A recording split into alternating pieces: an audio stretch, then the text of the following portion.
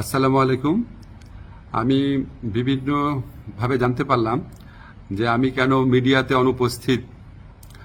এটা নিয়ে সোশ্যাল মিডিয়াতে বিশেষ করে বিভিন্ন জল্পনা কল্পনা হচ্ছে এবং কেউ কেউ এই ধরনের আজগুবি কথাও বলছেন যে আমি নাকি বিদেশে চলে যাচ্ছি।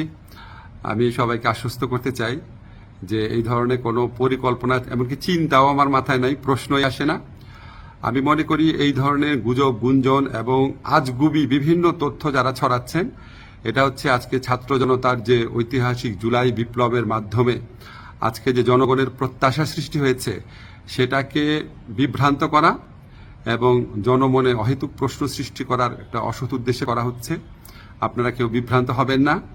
আমি কয়েকদিন আগেও পত্রিকাতে ইন্টারভিউ দিয়েছি, তবে এটা ঠিক আমি একটু মিডিয়াতে কম আসছি কারণ আমার অনেক কাজ এবং আমার কাছে মনে হয়েছে যদি আমার কার্যক্রমে যদি কোনো অগ্রগতি হয় সেটা আমি জানাবো। অহেতুক এখন তো আমি আর টক শোয়ের মানুষ না, এখন আমাকে কাজ করতে হবে, কাজটাতে বেশি কনসেন্ট্রেট করতে হবে।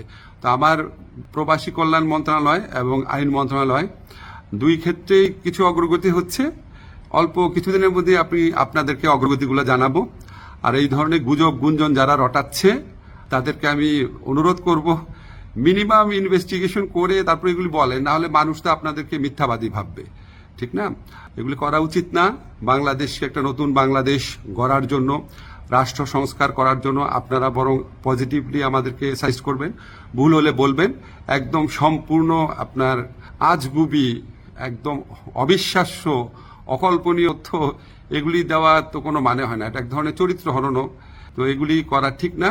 আপনারা আশা করি সকল বিভ্রান্তির অবসান ঘটবে আমার বক্তব্যের মধ্যে দিয়ে। সবাই ভালো থাকবেন। ধন্যবাদ সবাইকে।